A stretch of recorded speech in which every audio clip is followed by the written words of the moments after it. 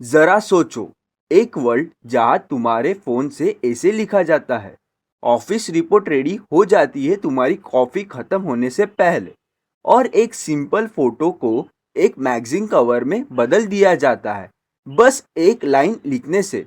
ये कोई science fiction movie नहीं है। ये अभी हो रहा है।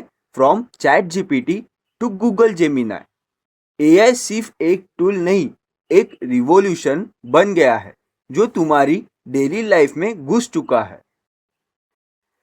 2022 के एंड में एक नाम ने दुनिया हिला दिया, चैट जीपीटी। पहले भी एआई मॉडल्स थे, लेकिन चैट जीपीटी अलग था। क्यों? क्योंकि पहली बार लग रहा था कि तुम एक स्मार्ट दोस्त से बात कर रहे हो, सिंपल इंग्लिश या फिर हिंदी में। लोगों ने उसे ईमेल लिखने के लिए, कोडिंग डिबग करने के लिए और साइंस समझने के लिए यूज करना शुरू कर दिया है। सिर्फ कुछ हफ्ते में चैट जीपीटी ने मिलियन यूजर्स को अट्रैक्ट कर दिया और उसी दिन से एक नया जमाने की शुरुआत हुई। लेकिन कहानी यहाँ खत्म नहीं हुई।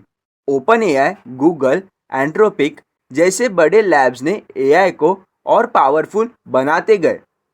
मॉडल्स बड़े होते गए, स्मार्टर होते गए और फिर आए छोटे वर्जन्स, यानी मिनी या लाइट मॉडल्स फोन और ऐप में रन करने लगे। मतलब अब एआई सिर्फ बड़े सर्वर्स का खेल नहीं रहा, तुम्हारे पॉकेट में भी एक मिनी जीनियस रहने लगा। और सबसे बड़ी बात, अब एआई सिर्फ टेक्स्ट नहीं समझता, ये इमेजेस, ऑडियो और वीडियो तक हैंडल कर रहा है। एक ही एआई तुम्हारे आर्टिकल समराइज करता है, फोटो एडिट करता है और वॉइस ओवर भी बना देता है।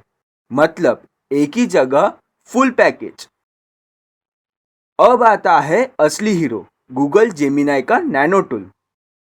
गूगल का जेमिनाई फैमिली का सबसे छोटा वर्जन, लेकिन काफी पावरफुल।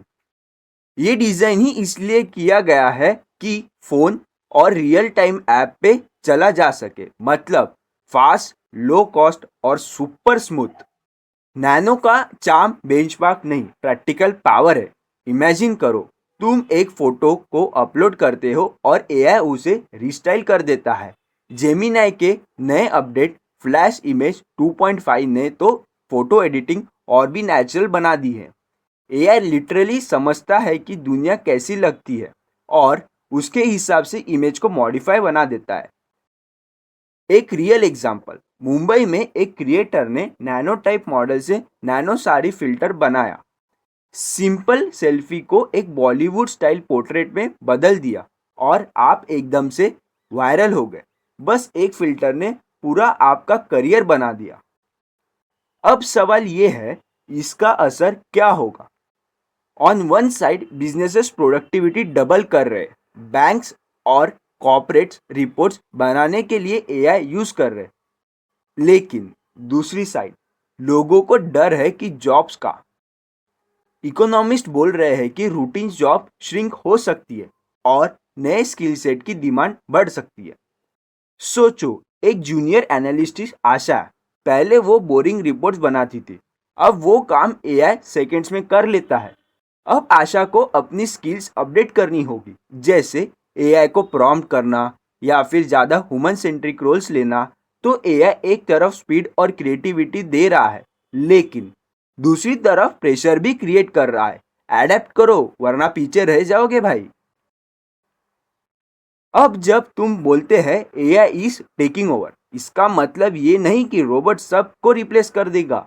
मतलब ये है एआई अब हर जगह घुस रहा है, काम में, शॉपिंग में, कम्युनिकेशन में। ये हमारे डिसीजन फास्ट करता है, क्रिएटिविटी को बूस्ट करता है और एक तरह से पावर कॉन्सेंट्रेट भी करता है उन्हीं कंपनीज के हाथ में जिनके पास ये एआई का बड़ा टूल है। आगे डिसाइड होगा क्या ये शिफ्ट सबको फायदा देगा या इनइक्वालिटी और बढ़ जाएगी। और ये डिपेंड करता है रेगुलेशन पर, रिस्पॉन्सिबल डिजाइन पर और हम सबके अवेयरनेस पर।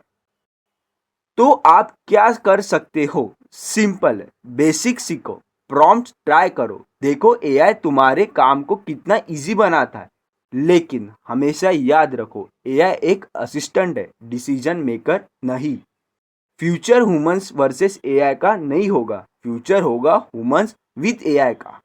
अगर आपको ये वीडियो पसंद आया, एक लाइक ज़रूर देना, चैनल को सब्सक्राइब करना और कमेंट में लिखना तुम चैट जीपीटी या जेमिनी नैनो से सबसे पहले क्या करवाना चाहोगे।